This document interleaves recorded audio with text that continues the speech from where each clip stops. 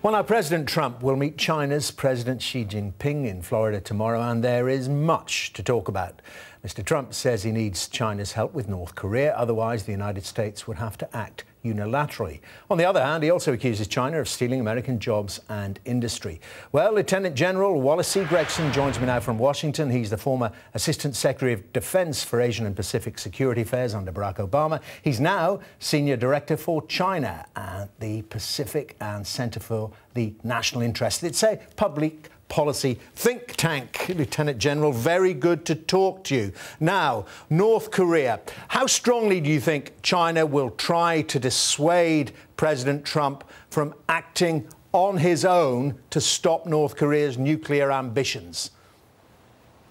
I don't know how strongly they will try and dissuade him from acting on this, but past history would indicate that we have been pretty singularly failing in getting any restraint on North Korea over the years since they started developing their nuclear program.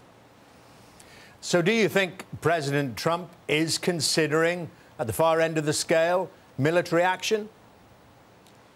I wouldn't presume to indicate what precisely he is thinking, but I will cite the statements where officials have said that everything is on the table.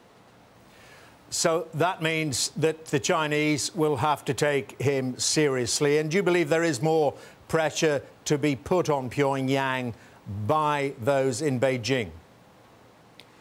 There could be. Beijing will deny that. They have consistently stated that they have less influence over North Korea than we think they do. And so where do you see this panning out? Where I see this panning out is we need to start thinking far more about our allies and friends than we are thinking about North Korea. If North Korea continues to prove to be undeterrable in their quest for nuclear weapons, then we need to act on that, and that means telling China that if they can't or if they won't help us to restrain North Korea, then we have no choice but to reinforce our alliance capabilities, and that would involve South Korea, of course, and also Japan and others. Indeed, and South Korea, of course, literally in the firing line. Is it your sense that South Korea would support potential military action? I don't know. That would have to be asked for them, but before we consider, or with any consideration of military action, we have to start asking the questions, where can this go, and then what next? And I'm not sure that the answers to those questions will be at all satisfying to our allies and friends, who of course are very close to North Korea while we're separated from by most of the Pacific Ocean from North Korea. Well, so many huge issues on the table between the two presidents, and trade looms large, and so many comments from President Trump or candidate Trump on the campaign trail about the Chinese damage to the American economy.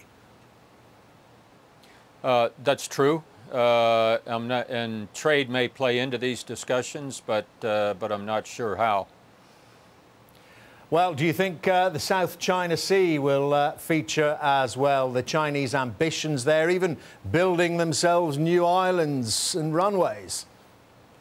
I think that should certainly be an item for discussion.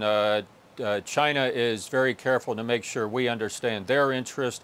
We need to be equally careful to make sure China understands our interest, and anything that impacts the viability of our alliance relationships with Japan, the Republic of Korea, the Philippines, Thailand, or Australia is definitely one of the U.S. vital interests. The features in the South China Sea, are, especially after China promised that they would not militarize them, are certainly a matter of concern, and that needs to be addressed. And do you have a view on that, how important, in terms of getting those hugely important points across, how important a personal relationship is between the two presidents? Their styles could hardly be more different. Well, personal relationships can be overvalued. We in the United States have pinned our hopes on the fact that one official or another had a personal relationship with another foreign leader. A more solid basis other than a personal relationship perhaps might be one that includes absolute candor between our two nations on where our interests lie, where we have matters of common interest, where we should cooperate as deeply as we can, and where we have matters of deep concern, where we need to manage to take care of our interests very carefully. And just lastly, is there anything to read into President Xi being received in Mar-a-Lago in Florida and not the White House? Well, maybe the weather's better in Mar-a-Lago, I don't know, but nobody is more attuned to the power and the values inherent in protocol and the things that are communicated by visual symbols. So I have to think that at some point the visit to Mar-a-Lago suits both of our presidents to do the visit there rather than the White House.